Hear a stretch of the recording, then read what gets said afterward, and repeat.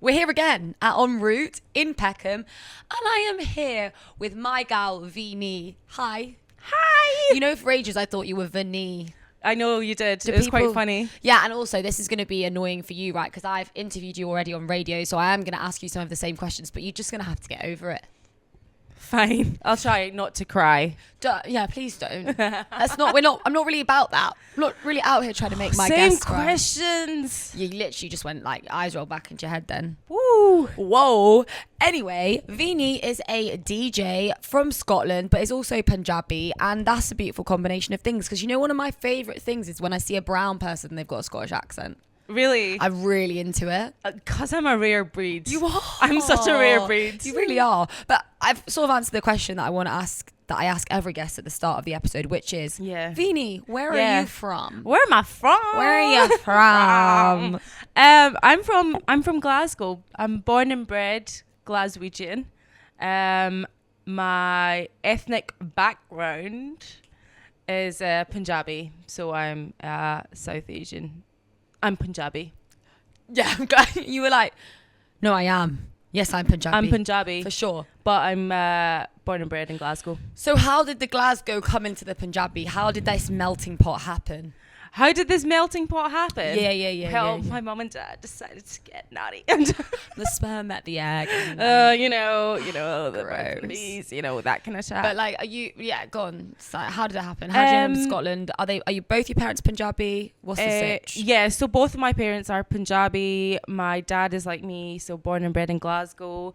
My mum is born in India in Punjab, so fresh off the boat. Fresh off the boat. Yeah, she's fresh off the boat. So like, how does she end up meeting your dad and being in Glasgow? It was an arranged marriage, of course, like obviously. Okay. Yeah. Like it. Yeah. Like it. I mean, that's norm, wasn't it? Back in No, totally. yeah, like that generation, just, yeah. Would you ever do it now? I know that, do people know this? Do people know this? What? That you've got a boyfriend. Oh, God. Yeah. I mean, I guess we can. She's got a launch boyfriend. it. She's Hard got a launch. boyfriend. Hard launch. She's got a launch. boyfriend. But if you didn't, how do you feel about arranged marriages? If I didn't, I don't know. I feel like maybe sometimes they do work better. Mm-hmm. But I guess love is love, right? But I I'm do just love like, love. How did your dad, who's in Scotland, Yeah. get arranged with your mum, who's in India? Because it was like, you know how it is, like a friend of a friend of a friend, like same village in India. Yeah. Oh yeah, I know like this single girl. Yeah, She's yeah. lovely and beautiful. She's lang. Yeah, very beautiful. Beautiful, lovely. Very lovely face, lovely. lovely eyebrows, lovely lips. Lovely. Yeah, so that's it exactly. Like, that's how they met. And my dad, obviously, being that generation, it was sort of the norm. So Yeah. For him saying no is like no, is like not a thing. Weird. Like, But also, like, I feel like it's actually, I kind of think to myself, it would be easy if that was still happening now, because I'm telling you, it is rough out here on those streets. I know you're all wifed off, right? Thank but let me God. tell you, it's rough on the streets. Yeah, I know. Of dating. No, I know. I struggled. I really struggled. So when I it's was like, single. actually, if you want to just arrange me, then arrange me. Do you know what? I really got to that stage before I went into wife mode. Like, I was like, do you know what? I don't care. I even started like looking at, like, accepting the photographs that were being sent to me by my mother. Oh my God, wait. So your mum was actually trying to arrange you? Yes, she was. Oh. Oh, she's been trying to arrange me. Tell me. Since I graduated. Are Please you tell joking? me. Please tell me everything. I mean, I guess it's like, it's weird because like from, I don't know if you experienced it, but like when you're a kid and like all the way up to like teenage years, especially like mothers, especially Punjabi mothers, they're like, don't look at boy, they're just like, nope. As soon as you graduate, okay, when are you getting married? Yeah. Like, you've been telling me Not to to even eye up a boy, not even to chirps, not to date, none of that stuff. Nada. And then suddenly you graduate, and then she was like, okay, now you graduated. Okay, you're going to get a job. Time for you to get married. Like, Yeah.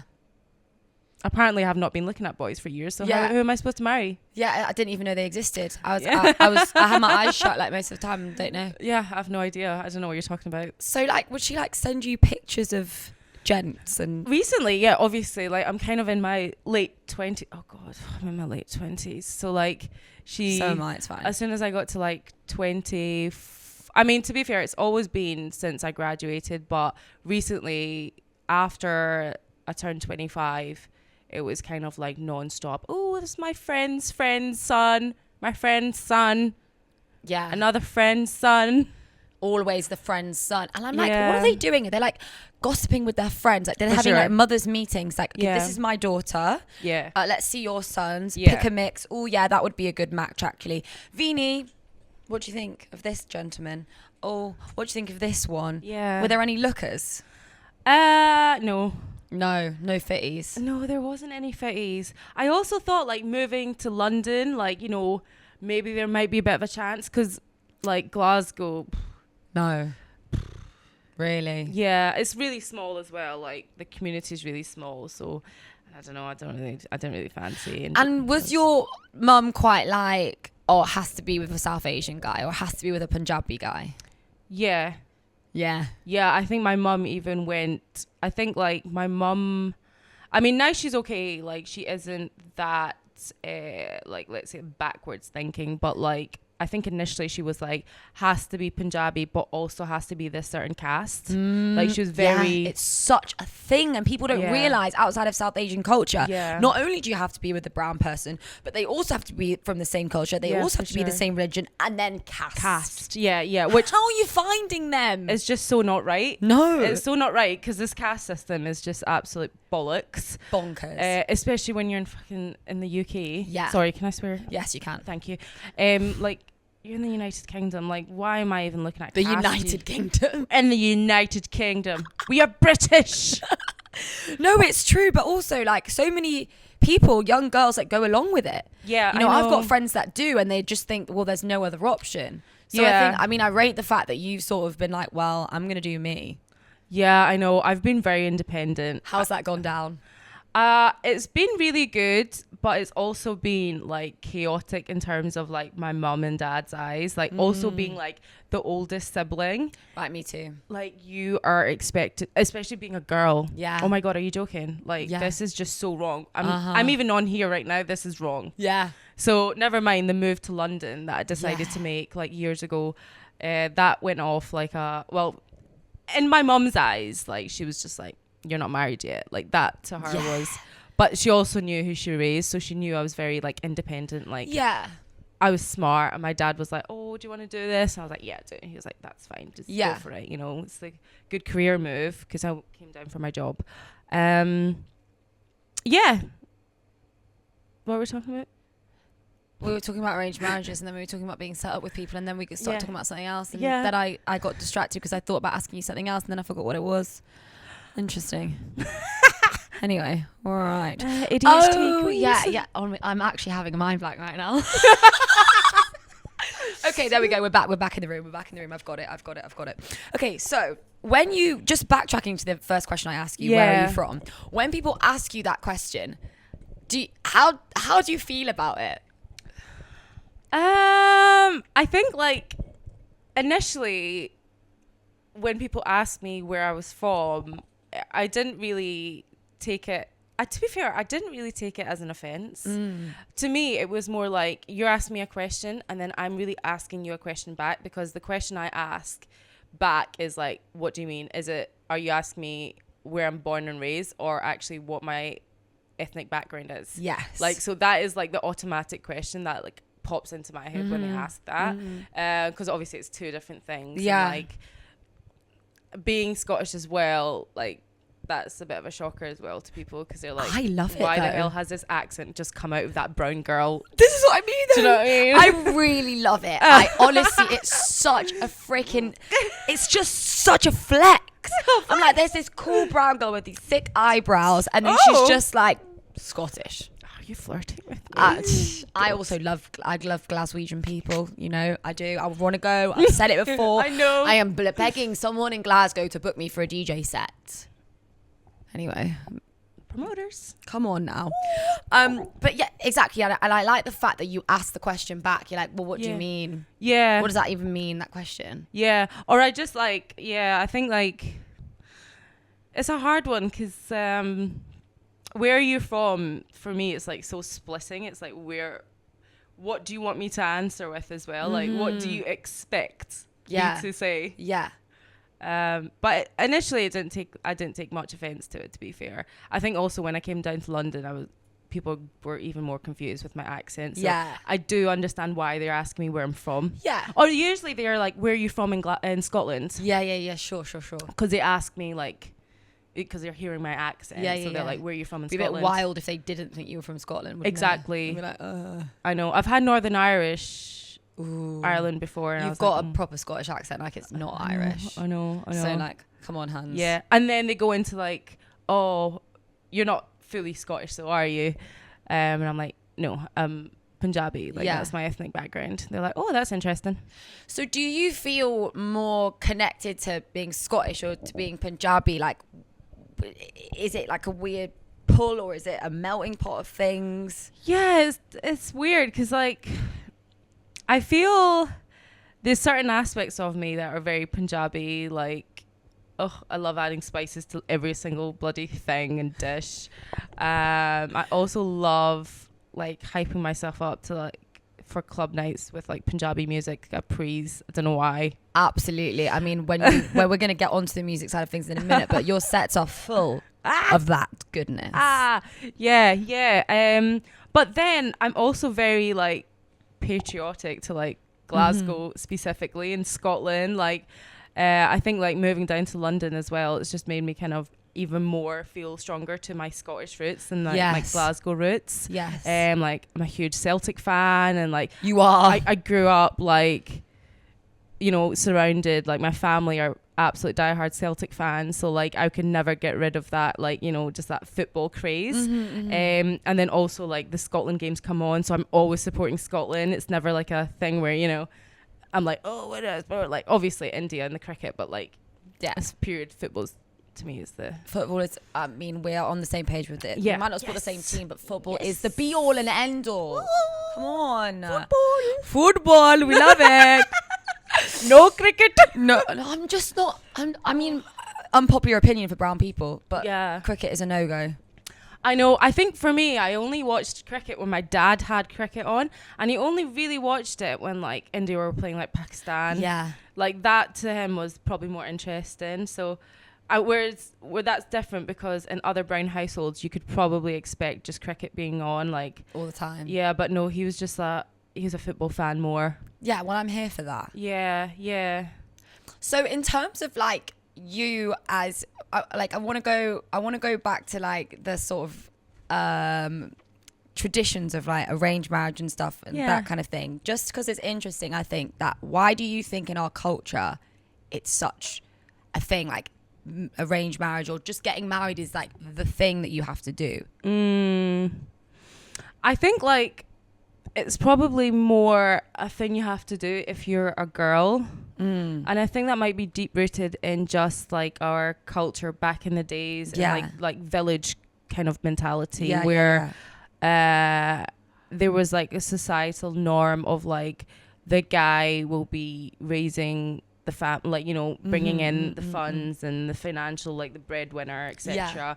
And the wife's always going to be the housewife, like that kind of societal norm back in the, like, I mean, it still is kind of, you get pockets still of that kind of culture and that those norms there. But I think it might be based on that where as a female especially, like you expect them to get married, like that's the only thing, and to raise kids and to like kind of not have a career and do their own thing and you know always be the housewife. So and I think it's such a thing because especially like as you get into your like, later 20s and then there's that pressure to be like, oh, when you're settling down anyway societally, not even to do with being South Asian, right? But then add on to the fact that in South Asian culture it is all about having a family and like the woman is meant to be at home making the home and stuff like that, and when there's, you know, people like me and you who are quite career girlies, it can feel quite like a pressure that you don't put on yourself but other people put on you, and you feel a bit like, oh, I'm supposed to be settling down with someone, or I'm supposed to be like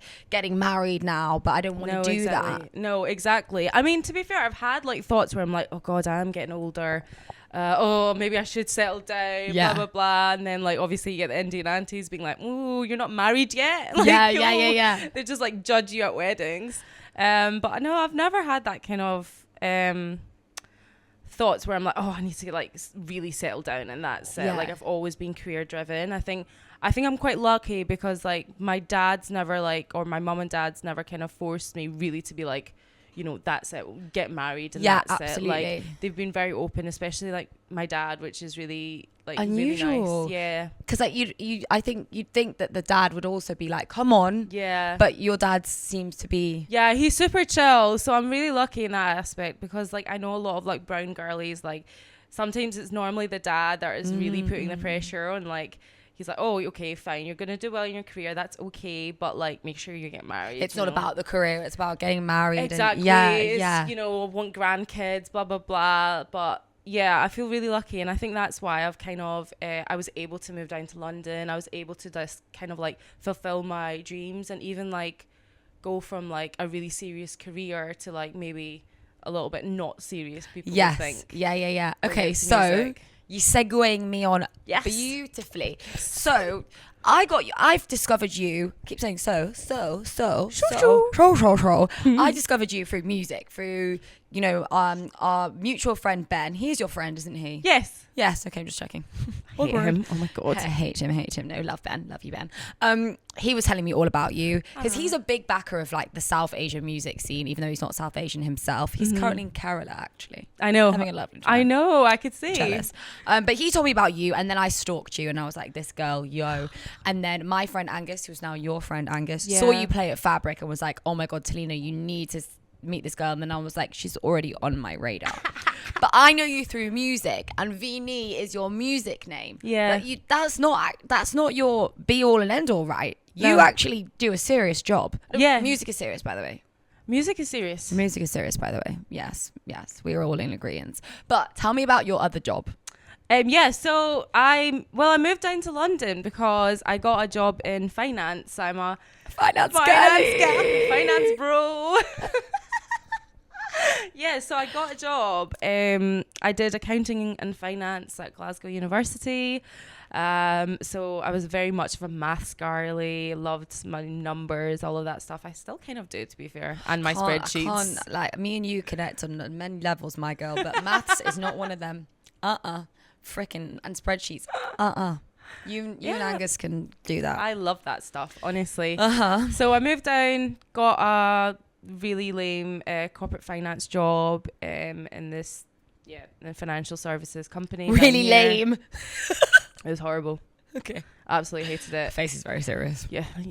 Don't laugh about that. And then I did my chartered accountancy. So I'm a part qualified chartered accountant. Did you feel like you needed to do that, like, because of, you know, this whole stereotype of like brown people doing like very smart jobs? Because let me tell you, I am the worst brown person ever when it comes to that. Can't do maths, can't do science, can't do none of that. Wow. I'm an English creative writing, musical acting galley. That's disappointing. I know, it's really super disappointing, but my dad can't do maths either, so it's fine. Oh, okay. So and he can't spell either, so it's fine. Yeah, but it's funny, isn't it? Because I mean, it's not funny, but it's quite interesting that like a lot of like parents who are maybe not are shopkeepers or shop owners or, you know, aren't that educated, let's say, they really push like their kids to like really get educated and like get onto those high flying career jobs. But yeah, so I was part qualified chartered accountant. I did that I'm still doing that. I'm in a different industry now, but I'm still a commercial finance analyst. Fucking hell. Yeah. In the big city. How is that though, being a brown female in a very white male dominated industry? And I know it's probably feels like such an eye roll question, but I'm just interested in like what your I'm just interested in like what your experience has been like. It's very male dominated. Specifically my old job was like it was very like white Essex boys. Yeah. Because it was like in corporate finance, we were doing mergers, just my type. acquisitions, like sexy. Yeah, it was like they'd always kind of, to be fair, they'd always obviously misogynistic as fuck sometimes, but like just taking the piss out of my accent as well, which is hilarious because it's like, really, yeah. And they It wasn't even that fact that was a girl. It was more like, oh, she's Scottish. Okay. And they almost, because I feel like if you were a guy, it'd be like, oh, that's sort of not fine, but it's more like, oh, banter, let's take the piss out of each other's accents. But like, you're a female, like, relax, bro. No, exactly. I love to do a Scottish accent, but I'm not taking the piss. I'm doing it because I like it. I know, like, I really like it. Oh, thank you. We're going to get into music in a second, Yes. right? But I have written down a question, which I don't know if I've asked anyone before, but we are both brown galleys, and we often be like, we're brown galleys. Yeah. But the word brown, some people are a bit like, oh, like, that's a weird stigma. Like, my dad's very much like, you shouldn't, like, why are you saying brown? Mm-hmm. And I kind of like the word. I'm a bit like, yeah, I am brown. That's exactly what I am. Yeah. What do you think about it? So I never heard of that term being used when I was younger, or actually up until maybe a couple of years ago. I think a lot of that that word has been used or like been popularized just from maybe the BLM movement. Sure. And just, you know, the different stigmas attached to being South Asian. Are you South Asian? Do you want to be called South Asian? Or are you Punjabi? Do you want to be called Punjabi? Do you want to be called brown? What do you want? Like, what do you want to be called? What is right? What is politically right? Yeah. I don't personally have a problem with it. We are brown. Yeah. I quite like being called a brown. I feel like galley. Empowered by it, by being like, especially with me and you, be like, we're brown galleys. Yeah. Like, let's go do cute brown galley things. Don't know what that is. But. Yeah. I mean, I totally understand people using POC, like people of color. Yeah. But I don't know. I don't know how I feel. I don't know calling me a person of color. Person of color. I'm agreeing with you. I'm like, I don't really like isn't it. everyone a color? Yeah, I don't like it. Literally, I agree. That's a dodgy one. Yeah. It's a bit like, because sometimes it'll be like, oh, you were the only person of color in your school. Yeah. I was the only Indian girl in my school. Yeah, for sure. I was the only Indian girl in my school. Rather than yeah, or I was the only brown girl in my school. I wonder what that is though. I don't know. Like, why is that like person of color such a weird, like, funny? I think also like when people say, oh, like a colored man. No, my grandma sometimes says that. Like, I think it's my voice. Yeah. Horrible. Yes, you're right. I don't like it. I think because it dates back to like a long time ago when that was used in a very derogatory way. 1000%. Whereas now it's like, I'm a brown galley, and if I'm not feeling brown, like right now I'm pale, right? Yeah. And I don't feel like myself. No. I'm like, oh no. No. Like, I'm meant to be tanned. Yeah, exactly. I'm meant to be brown. That's who I am. Mm-hmm. You know, I don't like that phrase, coloured. Yeah. I don't like that at all. I get you. I don't mind being called brown. Yeah. Perfect. Yeah. Love that. Good bit of content for us there. Yay! So music. Oh. Music. I love your story about your journey into music because I actually think it's so refreshing. Oh, really? I'm not going to say why because you're going to tell me why, but it is. Trust me, it's refreshing. So please tell me about your journey into the music industry. I'm not in the music industry. I'm joking. I've actually got sweat in my armpits. I was like, am I like having a brain Wrong aneurysm? guess. I'm joking. Yeah, so I've always loved music. I've always loved going out and raving. I was allowed to go out. Shocker. I mean, my mum didn't like me going out. Fair. I still went out and I really enjoyed it, especially up in Glasgow. Different scenes, different type of music. And so I've always been a bit a raver, really, and always had an interest in music. I used to dance when I was younger. I used to be in a Punjabi dance group. I'm a big into Bollywood dancing, me. Yeah. It's just a natural thing. It just comes out of me. I don't need to learn. Yeah, exactly. We've got it. Yeah, we've actually got it. So I performed quite a bit. I did like the Mobo Awards up in Glasgow when they're hosted. Nice. Travelled a bit as well. So I was always kind of used to being on the stage. Loved that kind of adrenaline you got, and also just loved music and just dancing to the beat. You know, I just loved it. I just loved dancing and shaking ass. So coming down to London, I think my music style and my taste in music kind of changed a lot. It went from just like going from like, I don't know, dancehall and like hip hop and like R&B to like more kind of darker, like electronic kind of house. Got introduced more into the house scene, I would say, for sure. And and that's how my music journey has started and kind of initiated, really.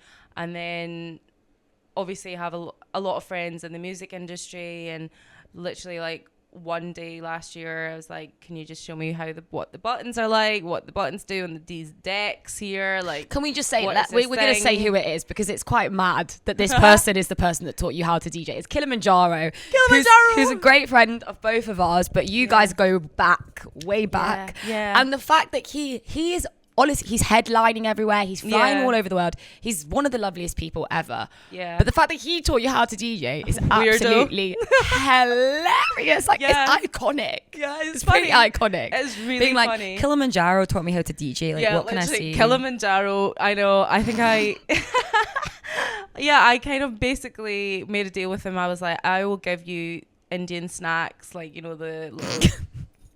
Yeah, generally. I was like, if you want to come into Pirate with me one day and just show me what these buttons do, no intention whatsoever to do anything with it. Just genuinely wanting to know what the buttons do. So maybe I could buy some decks and just host pre's and afters at mine. Like, that was genuinely my motive. Yeah. And then just from there, I was like, oh, this is quite good. And then he was like, yeah, that sounds like... So, like, do you think it was just quite like a natural instinctive thing with you? Because the fact that he just showed you how the buttons worked. Yeah, no, generally. And you could just work the buttons. No, generally, like, it was like one session we had. He showed me how to beat match. He showed me like the different filters, what they do, how to like loop things in and loop things out. Generally just like the basics. You're actually very good with an in and an out loop. Oh, thank you. When you did the set on our radio show a few weeks ago, I was like quite inspired, and then I used that a bit more. Yes. So thanks. No worries. It's great, that function. It's a great function. I love that function. But was he a good teacher? He must have been. Yeah, he was pretty good. He was okay. I mean, half the time he was on his phone, to be fair. Which is surprising because he never gets back to anyone. Yeah, exactly. I don't know what the hell he's doing. But anyways. But so it was just like a natural thing. Yeah, I really enjoyed it. And like, there was one moment, like, I just wanted to continue. Like, her session had stopped and I was like, oh my God, I'm getting such a buzz from this. Feeling. It was like the same feeling I got when I was maybe like performing on stage when I was younger and like dancing. I am so with you. Yeah. I am so with you. It's the exact same feeling. Yeah, exactly. So I just felt really... I was really happy. I was just super joyful after that. And then had another session with him, and he taught me nothing. He literally just listened. And he was like, I don't need to do any more here. Like, you could take this whatever. Like, wow, that's me done. And I was like, okay, I actually really want to just like release a mix and see how this sounds. You just gifted. Oh, stop. So you recorded a mix. Yeah. And what was the vibe? Such a mess. A mess. Yeah. The first mix was such a mess. It was so chaotic. And a lot of people wouldn't put it... I think a lot of people would probably, if they did that kind of mix, a bit of clangers in there, whatever, they would probably be like, no, I'm not sticking that on SoundCloud. And I was like, sod it. No one's going to listen to it. Let me just stick it up there. I called it Vnee. Move mix or something. Move 01. And it's just started from there, and then got a bit of attraction, and then got some shows in Glasgow, like a few friends who were like, oh, do you want to play? Do you want to do a bit of warm-up set? And I was like, okay, fine. I know what the buttons do. But you know what? This is what I think is really inspiring about you and your story, is the fact that you were just like, this is fun. Yeah. I just want to play it. I just want to play at pre's. I just want to play at afters. And you know what? I'm going to record a mix. I'm going to put it out there. It doesn't matter if it clangs. Yeah. And I feel very similarly to you, because I'm just like, you don't end up doing anything if you're so like obsessed with it being perfect. No, I know. If you're so you won't get anywhere. And I just I know. think you've gone into this not so long ago, and there's been a very quick progression for you. Yeah, And yeah. that is, I think, because you've just thrown yourself into it and been like, sod it. Like, this Yeah, is fun. maybe. So what if it clangs a bit? So what? It's not, no one's really going to notice. Yeah, I think like I've always had that kind of confidence in me where I'm like, I don't really care what people think. Okay, I've got clangers in there, fine. Yeah. I'm just doing whatever I want to do. I'll rate you, girl. Yeah, like I don't really care, and like you enjoy it, you want to dance to it, you dance to it. If you don't like it, turn it off. There's so many Totally. mixes out there on SoundCloud. Freaking hell to the yeah. You're inspiring Right? me. Like, I'm having fun with it. I'm enjoying it. So why not? Yes. And it really started from there, to be honest. And then a few of my friends who like run events in Glasgow, they're like, oh, do you want to, just warm up for this person? I was like, okay, fine, I'll do a warm up set. And like, I, ended up playing in clubs and stuff that I used to rave to in Glasgow. Yeah, like a full circle moment. It was super full circle. Yeah, and that's how my journey started. And I also think, like you said earlier, Glasgow is quite a small community. Yeah, so for you sure. obviously know a lot of people already. And the thing Yeah. with music industry, people often think it's very isolating and people aren't very warm and nice. But actually, they can be, more often than not, super welcoming and wanting to give Yeah. you opportunities. Yeah, no, Like, I think exactly. it's such a thing. And like being able Yeah. to have those people in that community in Glasgow to give you those opportunities just helps you then to progress. Yeah, exactly. I think like Glasgow as well, like just the city it is, like everyone is super welcoming and like really nice, and like there's a lot of no like gatekeeping happening, Yes. like people are gonna bring their mates on the stages, if they want to do something, they'd allow you with those opportunities. So, Yeah. and I do feel lucky though, to be honest, like having friends who were in the industry, like having Kilimanjaro, and like Yeah. a couple of people who like ran nights there, just through me going out Yeah, all those years getting that to- I kind of like knew, and they like trusted me to like, I don't know, warm up for Yeah, like yeah. a couple of like an hour or so, in these like iconic venues. Yeah, So, for sure. It was really fun. And in terms of like tying that in with like the South Asianness of things, there is a Yeah. really incredible South Asian music hub here in London anyway. And that's kind of helped me connect a lot more to my South Asianness, because I did feel Yeah. like quite disconnected from it, even though I felt super brown at the same time. Yeah, I feel you. Yeah. And I feel like your experience has been an amazing one in terms of in the South Asian community, because you connected with one of the gods of South Asian DJing. What am I saying? That's in DJ. Yung Singh. Yeah. Talk to us about Yung Singh. Yeah, oh my god. So like when I moved down to London, obviously like I loved going out. I loved raving. I loved the house scene, the electronic scene. But I definitely felt like there was something missing. And this was even like just like 2019, 2020, that there was something missing, like the South Asian scene, or even to be exact, like the Punjabi scene was maybe missing a little bit in terms of going into the mainstream Yes, I agree with you. industry, like the music industry. And I was just like, okay, fine, like that is what it is. Okay, very similar to kind of Glasgow in a way, where you don't really see a lot of brown people in Yeah. those industries. So Yung Singh obviously popped up back in, I don't know, 2019 or whatever. I got some tickets for his Fabric set. I missed his Boiler Room set, his initial one, Right. Night Tales, and I was like, who is this guy? He's fellow Punjabi man, like never seen before, like so rare, and I was like, I need to go see him. Like he's curating room 2 in Fabric, and yeah, went to go see him. And like being in that kind of environment with so many brown people was just so inspiring. Like I just Yeah. remember there's like a photo of me, and I'm like on the front row, just like absolutely in awe. Like you could see my absolute like dirty face just going, yeah, like absolutely raving to this. But also that night was probably like one of my favorite nights in London, just because it was just so fun. Like the music choice, I was like, what the hell? Like, this is what I've been missing. I love garage, but these are Punjabi garage edits. Are you joking? Mad. Like, what are you? Mad. What? Like, super new to me, super fresh to Yeah. me, and just super inspiring as Yeah. well. And also just being around so many brown people, because I hadn't really been to a lot of like brown events in London specifically, so that was new to me as well, and just really really inspiring. It is, honestly, like when you go to these South Asian events, and like you said, the fusion of the South Asian sound with sounds that you love in the underground music world, like garage, like drum and bass, like Amapiano. Like there's some sick South Asian Amapiano mixes out there at the moment, baile mixes as well, like that high tune, like so many sick ones, and just the energy is amazing. Even if you're not South Asian, people get gassed off South Asian tunes. I played a South Asian tune at a Spanish night last week. People were loving a Spanish night, and they were like, "Oh my god!" Like, I'm not going to try and do a Spanish accent. Loving it, absolutely loving it. But then Yung Singh, for you, it was another full circle moment. So talk to us about that, because he got you on his Rinse show, and then he got you in Fabric. No, I know. It's crazy.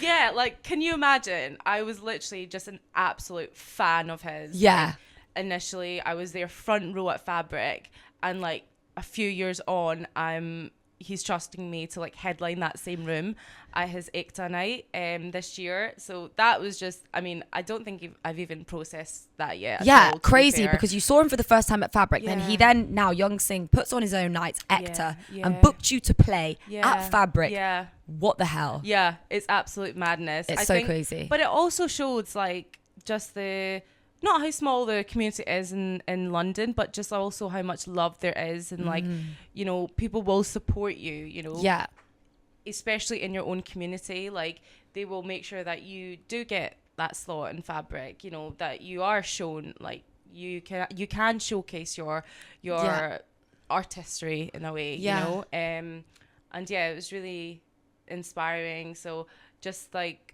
started going to like these other parties called Vnee, who's run by my friend Suk, who's like in the same kind of group as Yung Singh. I met all of them at that night in 2019 in Fabric. Amazing. Like for the first time. And just became really close friends with them. And it was really like inspiring as well to see like fellow Punjabi people doing things that are like more creative. Like Suk is just like this absolute fashionista, and he runs these events. He also runs this brand in India. And like, you know, they're not doing the usual like Indian or South Asian jobs that you would expect. You know what I mean? Yeah, or absolutely. in careers are like And I do think, like, you know, the community and embedding yourself in the community is not even to get anything out of it, other than just like purely feeling like you really, I know it's cliche, but like you belong somewhere. You know, and people do want to support you, and it's something that I'm still sort of teetering on. Like, I don't feel like I'm necessarily fully integrated in the South Asian like underground music scene just yet. But it's something that I definitely really want to do, and I just think it's just a wonderful place to be. No, it is. It's lovely. But I also think that there's a feeling sometimes around non-South Asian people feeling maybe uncomfortable going to South Asian events, not because they don't feel welcome, but just they feel a bit like, oh, should I be here? Should I be like enjoying? Am I like, is it wrong that I'm here? Like, what do you think about that? Because I think it is a real thing, and also non-South Asian people playing South Asian music is an interesting topic as well. I don't have a problem with it, but some people definitely do. Yeah, I didn't really know that was a thing. Well, I guess, So, like, a lot of, I think, non-South Asian people who feel uncomfortable or feel like they maybe don't belong to those events comes from the opposite, where South Asians, when they go to majority of the nights, feeling uncomfortable, maybe because there might be the only brown person at that electronic night, you know, or that trance night. So I think that's maybe just coming from society, where like it's kind of now when it's the opposite, they feel like, oh, do I even belong here? And that's obviously not the case at all. Absolutely not. I don't know why that is, to be fair. I think that still happens. I think a lot of people would probably feel like they are more connected to obviously brown artists, so a lot more brown people will show up in crowds. Yeah, totally. That makes sense. And it's like, okay, I'm gonna go to more nights where my favorite artists are playing. Yeah. Like naturally. Yeah. So and where those artists that I feel more connected to. Exactly. And that's fair enough. Exactly. And like you'll know, okay, there's a Yung Singh night. Okay, he might not play all Punjabi edits, but he'll have one or two in there. And I want to maybe pay money to see him. Like that will money go towards his night. Yeah, totally. Why not? So it's kind of going back to the community in a way. Yes. And I don't know, Fabric was just super epic because it was like a full brown lineup. Yeah. In like an absolute iconic venue, electronic venue, please. And it was just filled with a lot of brown people. But you do think, why is there a lot of brown people there? Yeah. Why is it just brown people? I think Angus was the only one. Yeah. He literally said that to me. And I loved that he was like, I'm coming. Yeah. Like him and Josh were like, Kilimanjaro. Yes. I'm coming. I'm going to be there. He sent me so many videos. He was like, Talina, honestly, mine would have been blown by this. Aww. And I think what's great about those kind of nights as well, and it is a shame that there was not more non-brown people there to experience it, you know. For sure. But I think what's great about, South Asian DJs like yourself, like Yung Singh, like the likes of Rohan Racket, Artie, is that you're also bringing South Asian sounds to non-South Asian rooms, to non-South Asian venues, non-South Asian lineups, and being like, hey, check out this sick Tokyo Drift X high mix. It just makes everything feel more palatable is the wrong word because it is palatable, but just introduces it to environments that aren't South Asian environments. And that's what I think is so important, that needs to keep happening. Yeah, for sure. I completely agree. I think also it shows that you don't always have to go to a full Punjabi night to just experience Punjabi music. No.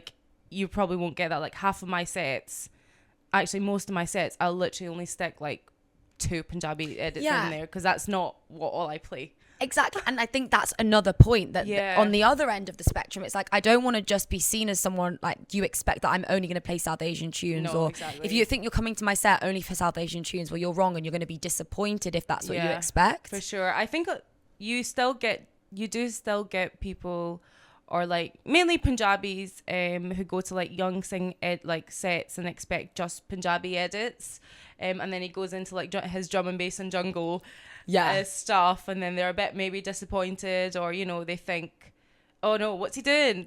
Where's the Punjabi? Which is completely wrong. Yeah, it is. And as an artist, that you are evolving all the time. If your sets are always the same, people are going to get bored.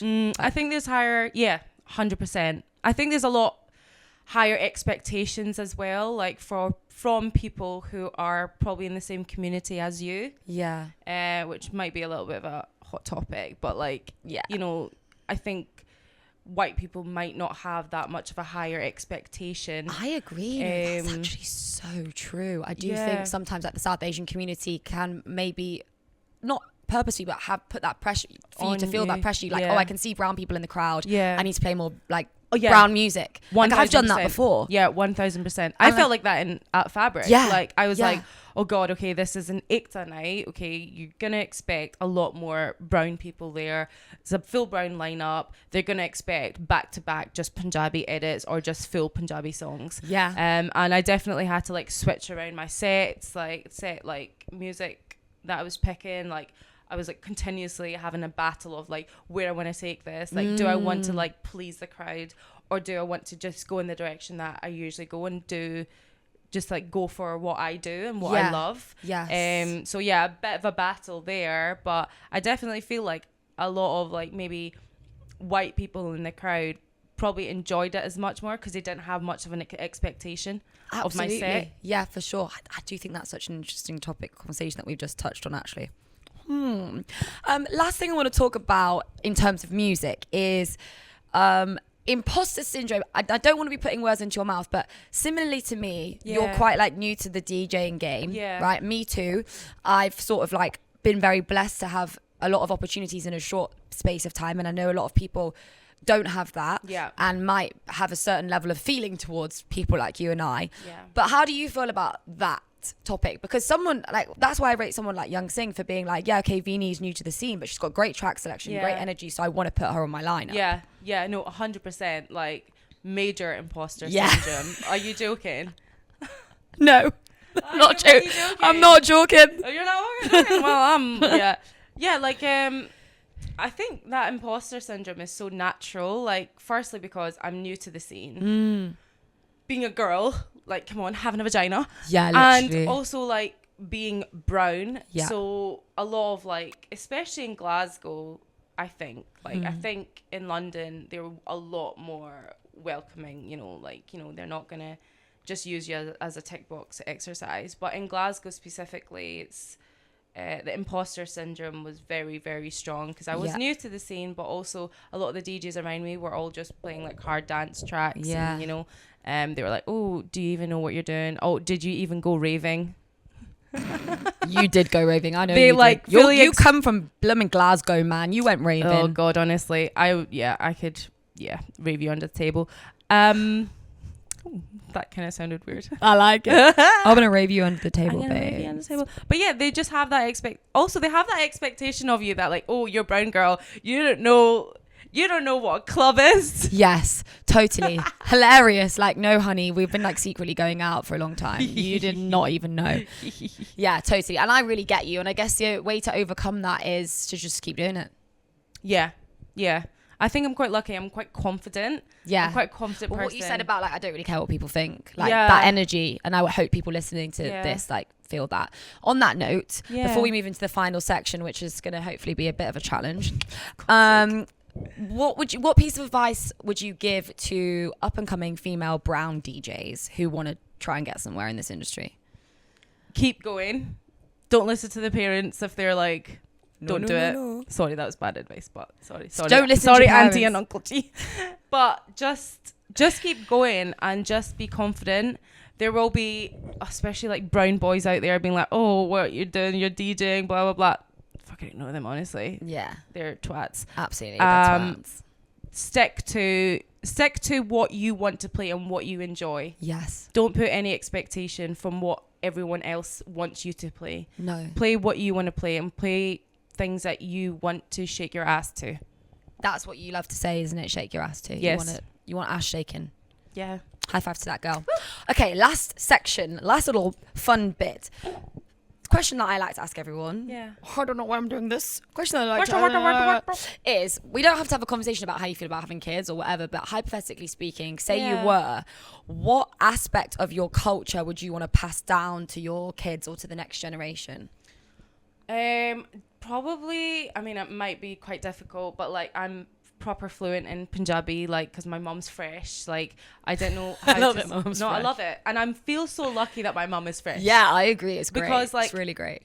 I know full Punjabi. Like, a lot of people my age, like, understand it, but can't say, like, speak. So I feel super grateful that, like, that was passed down to me. I think it's amazing. Yeah, and I wasn't able to, like, speak English until I went to school. So I was really lucky. Yeah. I was like in nursery, like. So is English your second language then? Would that be? Yeah, I guess so. If that's what you learned to be. So Punjabi is what you would pass down to your kids. Yeah, I think I would. Yeah, pass down the mother tongue. Why not? Why the heck not? Yeah. And a little sneaky thing about you that people wouldn't expect because you're South Asian. I have a white boyfriend. She's got a white boyfriend. That's what she says. Ho, ho, ho. He's called Sam. Is he called Sam? So if you're wondering who the white guy called Go Sam find is, him. It's Vnee's boyfriend. Final thing. If you want to make a rap, if you want to get in the kitchen and make a rap here at En Route, which, by the way, let me tell you that En Route raps are chef's kiss, chef's kiss, chef's kiss. All vegan, South Asian fusion of delicious flavours. I need you to rap for me. Yeah. Rap about being South Asian. Rap about being Scottish. Rap about this tablecloth. Rap about whatever you want. But you got to give me a rap. And if I think it's good enough, then you can go to the kitchen and make a rap. Oh, God. Okay. Right. Okay. Do you want me to do it now? Yes. Like 3, is there a countdown? You can like take your time if you want. No one's got time for that. Shall I do a beat? Yeah. Doom, doom, doom, doom, doom, doom, doom. Hey, my name is Rai. That's my surname. I like lots of pie. I sometimes wear a tie. I'm not very shy. Okay, that's a lie. But I might make you cry. I think I'm done now. I'll poke you in the eye. Oh, Why? why? That wasn't that. You know, you're the only person that's done an on the spot rap. Most people have pre-prepared them. I only read the questions about an hour ago. I'm really impressed with you. Well done. And for that reason, we can now go into the kitchen and For make a that rap. reason, I'm having a career change. Yeah, to rapping and rapping. Let's go do it then. Come on. So we're back. Vnee has made her extravagant rap. So delish. And also, when you were doing it, it looked like there wasn't much in there, but now it really looks like there's stuff in there. Michelin star, baby. So let's try it and see if it actually is Michelin star. Woo, Go on. Taste your en route. Yeah? Uh-huh. Oh, you just spilled it all over yourself. That's great. How is it? Very good. Very good. Well, thank you so much, Vnee, for being on my podcast, for coming here to En route, for rapping for me, for being great. I'm going to let you enjoy that. Okay, bye.